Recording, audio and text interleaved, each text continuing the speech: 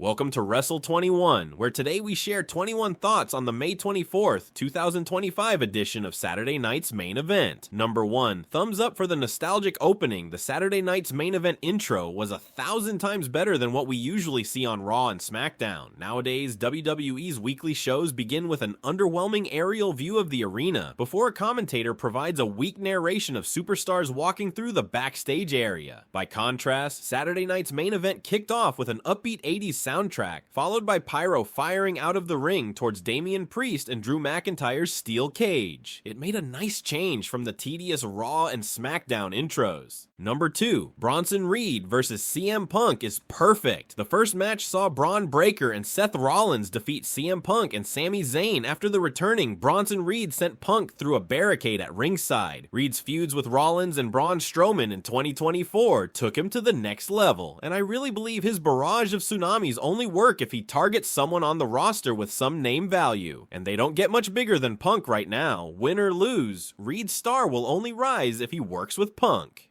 Number 3, a CM Punk world title reign is coming. It's inevitable at this point. CM Punk is getting the best reactions on almost every show he's on, and his in-ring work is among the best in the company. The voice of the voiceless even busted out a code red on Seth Rollins in the early stages of their tag match. Looking towards late 2025 and early 2026, I see Rollins dethroning Jey Uso as World Heavyweight Champion before dropping the title to Punk, continuing their long-term rivalry. Number 4, I'm not sure about Braun Breaker. Braun Breaker got the pinfall win at Saturday Night's Main Event, but I'm yet to be convinced by his partnership with Paul Heyman, Seth Rollins, and now Bronson Reed. Breaker feels like an afterthought in this whole thing, with most of the storyline developments revolving around Heyman and Rollins. Unless Breaker wins a major title or gets some more time on the microphone soon, I fail to see how being in this faction benefits him. His character was more interesting before WrestleMania.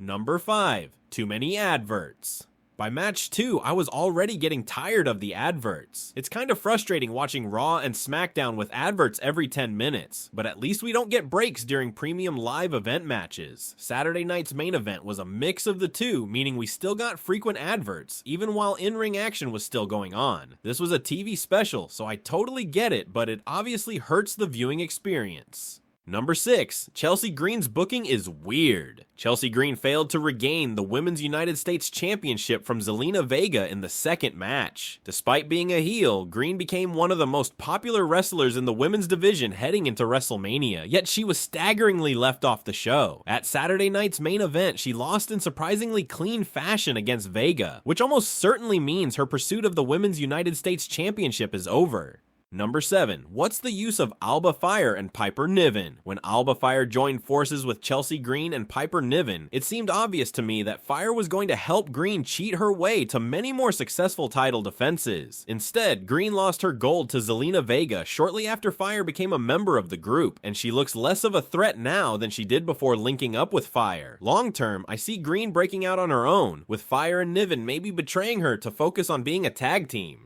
Number 8, a quick note on WWE Unreal. Another advert for the upcoming behind-the-scenes Netflix series aired just before John Cena's match with R-Truth. I know a lot of fans don't want to see how the magic is made, but I think it'll be fascinating to find out exactly what gets said during creative meetings. The Triple H and Jey Uso teaser was enough to make me interested. I just hope we get more snippets like that before the series launches this summer. Number 9, the Evolution card must be better than 2018. Saturday Night's Main Event featured the big announcement that the all-women's premium live event, Evolution, will return on July 13th. While the first Evolution turned out to be a great show, the build-up was so disappointing. With 7 weeks to go until Evolution 2, there needs to be more focus on creating compelling women's stories. I mean, Saturday Night's Main Event didn't even have one women's match until the day before the show, which kind of tells you where priorities lie. Number 10, John Cena versus R-Truth was perfect. Lots of people criticized this match when it was made official, and you can hardly blame them considering how hastily this non-title bout was booked. However, nobody can really have any complaints after seeing how the match panned out. R-Truth was entertaining throughout, even entering the ring to John Cena's entrance music. He also hit his childhood hero with several signature Cena moves, including the attitude adjustment before Cena picked up the win. This was short but fun. Number 11, more comedy needed. Since Triple H took charge in 2022, the general consensus is that shows are better paced and storylines make more sense. While I agree, I also think there isn't enough humor in modern day wrestling. Lots of stories are based around two wrestlers wanting to beat each other, and that's pretty much it.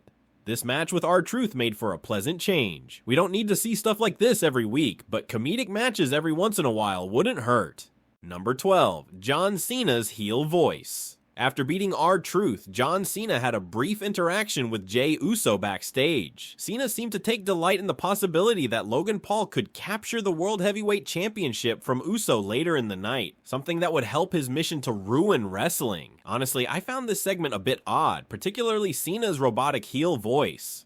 Number 13, the biggest problem with this show. I've already mentioned the number of adverts, but I need to discuss it again. The steel cage match between Damian Priest and Drew McIntyre almost immediately went to a break. When the action resumed, they were already at a spot where Priest hit a signature move. McIntyre landed a superplex off the cage and then followed it up with a claymore. The crowd, who were obviously hooked by that point, chanted, "This is awesome," while viewers at home, including myself, were left wondering what we missed for several minutes. Number 14, underwhelming cage match finish. The Damian Priest and Drew McIntyre rivalry wasn't quite one for the ages, but the storyline at least highlighted how tough both guys are. However, the finish saw Priest walk out of the cage after hitting McIntyre with a steel chair across the back of his neck. The same move his former Judgment Day stablemate Edge delivered for so many years. To me, this story needed a definitive winner, with one man pinning the other, but we didn't get that. Number 15, I enjoyed Jesse Ventura's brutal honesty. The whole concept of a cage match to me is a little peculiar. Two guys despise each other so much that they get locked inside a cage to finally settle their differences, yet the person who escapes from the other one is the winner? Jesse Ventura's reaction to Damian Priest's win was absolutely hilarious to me. Ventura branded Priest a coward and pretty much blasted the booking, sarcastically saying, "Boy, that was exciting, wasn't it? Walking out the door, give me a break."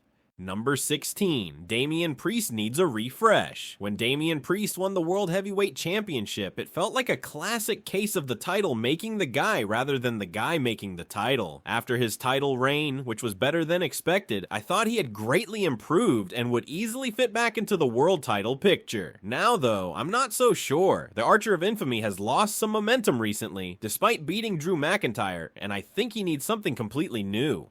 Number 17, Logan Paul is outstanding. I know two non-wrestling fans who watched WrestleMania 41. They both said the highlight of the show was Logan Paul. They actually called him Jake, but they meant Logan. Anyway, they thought he was the best wrestler on the show, and they were more invested in him than anyone else. Granted, his wrestling persona is still based on the fact he's a YouTuber, but credit where it's due. Logan Paul is a brilliant wrestler and didn't look out of place in his latest world title challenge. Number 18, I enjoyed the crazy finish. John Cena's character is all over the place at this point, but I quite like the chaotic nature of how the show ended. Cena attacked Jey Uso after pulling the referee out the ring. Then Cody Rhodes returned to stop Logan Paul from winning the title. Uso eventually got the win before Rhodes said he and Jey will face Cena and Paul at Money in the Bank in 2 weeks. This felt unbelievably rushed. So much happened in such a short amount of time, I could barely keep up, but hey, at least it was exciting. Number 19, has Cody Rhodes returned too soon? I'm not a huge fan of the American Nightmare, so I wasn't too bothered when fans booed him at WrestleMania, but I'm not sure it makes sense to bring him back yet. Others might disagree, but I don't think enough time has passed since WrestleMania for fans to really miss him.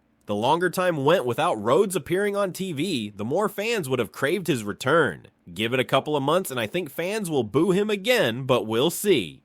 Number 20, what about Gunther? I wonder if Gunther should have been kept off TV for several months before re-entering the world title picture later in the year. Maybe I'm wrong, but I give the ring general 0% chance of winning the title back from Jey Uso on the June 9th episode of Raw. It feels like the match has been crammed into the schedule just to give Gunther a rematch before moving on to something else. Number 21, Final thoughts. This show was good overall, but I feel like future Saturday night's main events shouldn't be hyped up like premium live events. Those watching at home can't get fully invested in matches due to the number of breaks. I'll end on positives though. Bronson Reed's return was a nice surprise. I enjoyed R-Truth's match with John Cena, and while the drama at the end lacked so much logic, at least it was unpredictable. What did you make of Saturday night's main event? Let us know in the comments, and be sure to subscribe to Wrestle21 for more videos.